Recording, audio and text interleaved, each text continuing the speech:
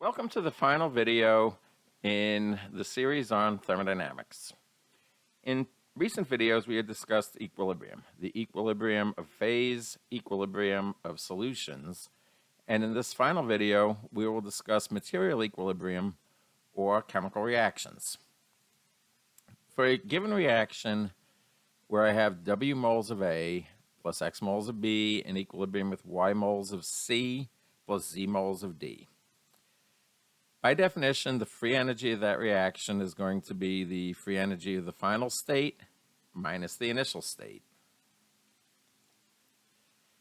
And since free energy is related to the chemical potential, this can be expanded to the final state, Y times the change in the potential of C, plus Z times the change in the potential of D, minus the initial state, W times the change in potential of A, plus X times the change in potential of B.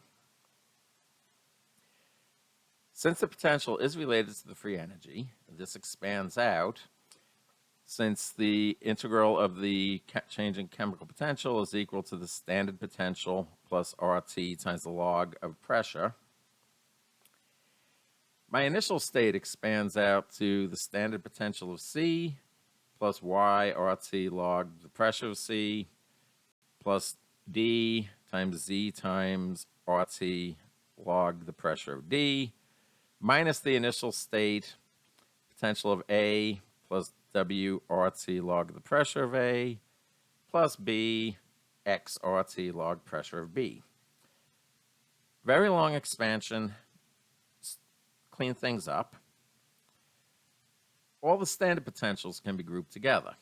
So I get the standard potentials of the final state of C and D minus the initial state A and B plus RT times log Y log PC plus Z log PD minus W log PA plus X log PB.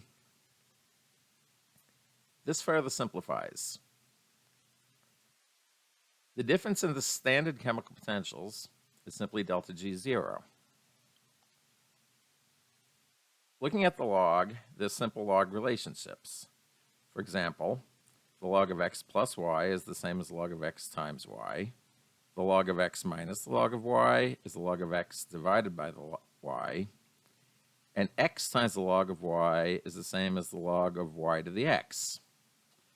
So the entire right side of the equation becomes plus RT log P of C to the Y, P of D to the Z, divided by reactants, P of A to the W, P of B to the Z. Or again, hopefully familiar from general chemistry, delta G is delta G0 plus RT log of Q, the reaction quotient. This, again, is derived purely from the second law. And if I look in more detail, where Q is the reaction quotient, I have the reaction, and the form of Q depends upon the state of the reaction. For example, if this reaction was in the gas phase, Q would be related to pressure. So pressure Q would be the pressure of C to the Y, the pressure of D to the Z, over the pressure of A to the W, pressure of B to the Z. If the reaction is carried out in solution, it's related to the molarity. So Q would be the concentration of C to the Y, D to the Z, over reactants, concentration of A to the W, B to the Z. In all cases, for practical reasons, certain things are excluded. For example, solids never appear in a reaction quotient. A solid is a pure material. Even though the amount of solid may increase or decrease, the concentration of that solid remains the same since it's pure. Also, solvents are excluded. If you are doing a reaction in 2 liters of water, the addition or subtraction of 1 or 2 molecules of water will not make a significant difference. So this relationship, the second law of thermodynamics, covers all types of chemical equilibrium. There are actually two types. First type is dynamic equilibrium, the type of equilibrium that everyone's used to, where things go back and forth. If it's a chemical reaction or a pendulum on the clock, one step forward is equal to one step back. All dynamic equilibrium follow Le Chatelier's principle, which states if a dynamic equilibrium is disturbed by changing the conditions, the position of equilibrium shifts to counteract the change and reestablish equilibrium. Again, under the second law, there are only a limited number of ways to disturb equilibrium. You can change the number of moles, the pressure, the volume, or the temperature. And this is further simplified because pressure and volume are inversely related to each other. So we can look at these conditions one at a time. First of all, what happens if we change the number of moles of either reactants or products? You have the standard statement of the second law, where at any given condition, the free energy is equal to the standard free energy plus RT times the log of the reaction quotient. Once the reaction reaches equilibrium, the free energy is going to be zero, and the reaction quotient is going to be equal to a constant. So you get another statement that the standard Gibbs free energy for any reaction is equal to minus RT times the log of the equilibrium constant for that reaction.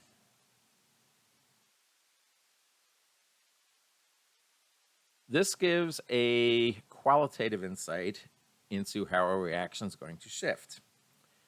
Q and K are both numbers, so there are three possible relationships.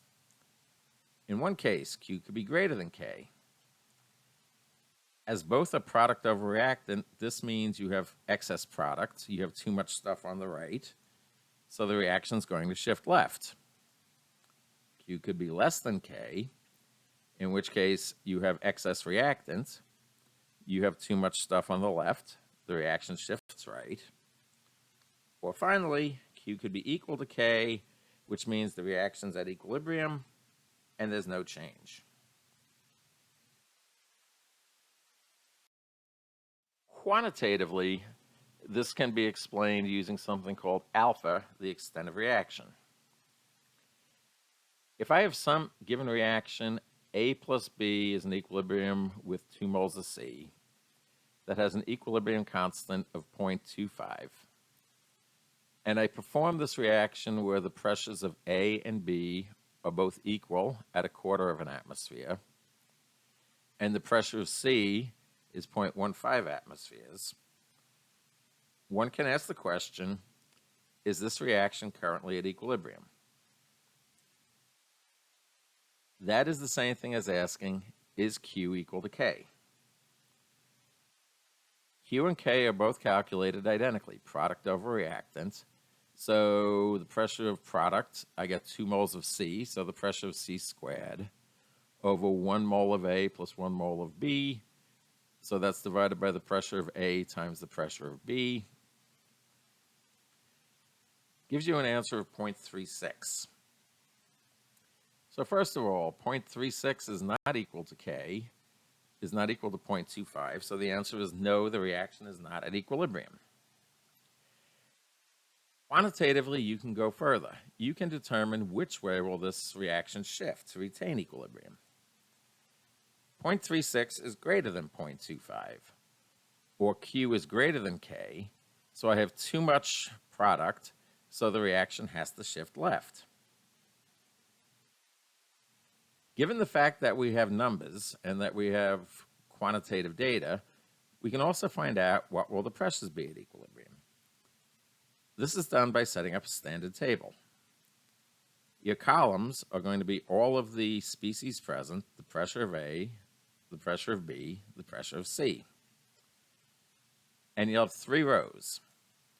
The The first row gives you the initial state, which is given with 0.2 atmospheres each of A and B and 0.15 atmospheres of C. The second row is the change. This you have just determined. Since Q is greater than K, you know the reaction is going to shift left, which means you're going to be adding alpha A. By the balanced equation, for 1A, you also have to add 1B. Since mass has to be conserved, if I'm adding to the left, I have to be subtracting from the right. And since there are 2 moles of C, I will lose 2 alpha on the product side.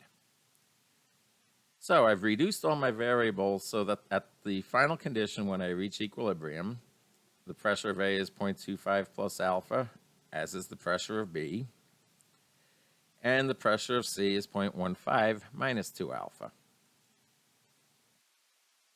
I know the value of K, and I know its products over reactants. I can plug in the reduction of variables that I have just done. And in this case, for the sake of the video, I picked a reaction where the numerator and the denominator become perfect squares. So I can reduce this to 0.5 is equal to 0.15 minus 2 alpha over a quarter plus alpha, at which point one can solve. So the extent of reaction was 0.01 atmospheres, which means now you have a quantitative answer that A and B both went up by 0.1 atmosphere from 0.25 to 0.26 atmospheres at equilibrium. And the product was reduced by 2 alpha from 0.15 to 0.13 atmospheres at equilibrium. So essentially, by examining the change in the number of moles, you can qualitatively determine if the reaction is moving left or right, and with a certain amount of data already known, you can quantitatively find out by how much. So under Le Chatelier's principle, the effect of changing the number of moles on equilibrium can be determined both qualitatively and quantitatively. How about the remaining variables? At equilibrium, delta G is 0. So VdP is equal to delta H over T dt, leaving you essentially with 2 variables, temperature and pressure. If I have an isothermal condition, the integral of delta H over T dt is equal to 0, which means VdP also has to wind up being 0 or unchanging. This is accomplished when an increase in pressure or a decrease in volume occurs by shifting the equilibrium to the side that has the fewest number of moles. Essentially, by decreasing the volume, one makes the box smaller, you fit less stuff, fewer moles. Under the other condition, at a constant pressure, VdP is 0 by definition, so the integral of delta H over T dt also has to be unchanging. So an increase in temperature shifts the equilibrium to the endothermic direction of the reaction. You'll notice that neither of these conditions are actually specific. They don't say if the reaction will go left or right. The direction is determined by the reaction itself. For example, we look at 2 simple reactions. The decomposition of N2O4, which has a delta H of plus 57.2 kilojoules, and the formation of ammonia at minus 91.8 kilojoules. In both cases, if I were to raise the pressure, for the first reaction, I notice I have 2 moles on the right versus only 1 mole on the left. So since I raised the pressure, the side with the fewest moles, the reaction would shift to the left. Second reaction, I make 1 mole of ammonia on the right. The left side has 1 nitrogen and 3 hydrogens, so raising the pressure, the side with the fewest moles in this case would be shifting to the right. Raising temperature. For the first reaction, the heat of reaction is already endothermic and positive, so the reaction will move further forward, further to the right. For the formation of ammonia, the heat of reaction is exothermic, which means the endothermic reverse direction is the reverse, and the reaction will shift to the left.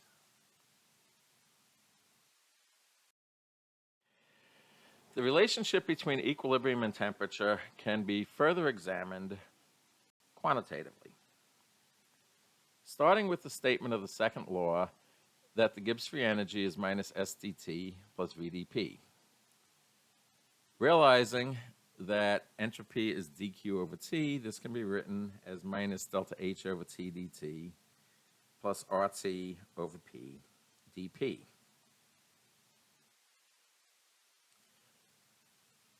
When I'm at equilibrium, the free energy is 0. So RT over P dP is equal to delta H over T dt. With multiple components, this becomes log of K dK is equal to minus H over RT squared dt. So I get log of K2 over K1 is equal to delta H over R, 1 over T1 minus 1 over T2.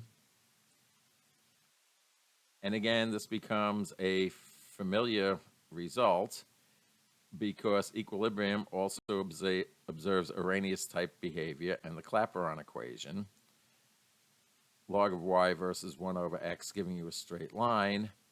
So this also arises directly from the second law of thermodynamics. So that is an investigation of dynamic equilibrium. Again, dynamic equilibrium is the normal type of equilibrium that everyone thinks of, where it's one step forward, one step back, simultaneous forward and reverse motion, such as a pendulum. There is also static equilibrium. Static equilibrium, meaning basically the reaction is finished. The second law says the Gibbs free energy is the standard free energy plus RT log of Q. When will this reaction finish? If delta G is negative, the reaction proceeds. Delta G0 is unchanging for any given reaction. So essentially, when will a reaction stop? When a reaction stops depends upon the value of Q. If I look at any given reaction, one normally starts out with reactant and no product, which means Q is a fraction and the log of Q is a negative number. However, as time goes by, the amount of reactant goes down, the amount of product goes up. Q goes from a fraction to a number greater than 1, the log of Q becomes positive. There comes a point where delta G is equal to minus RT log of Q. At this point, delta G winds up being 0, and the reaction simply stops. This happens for any given reaction. The ratio of product and reactant is constantly and dynamically changing, with reactant going down and product going up. At some point in time, you will reach a state where delta G0 is equal to but opposite RT log of Q, and this is why no reaction proceeds 100% to completion. So thank you for listening, and I hope you found this enjoyable. And there'll be a further series on kinetics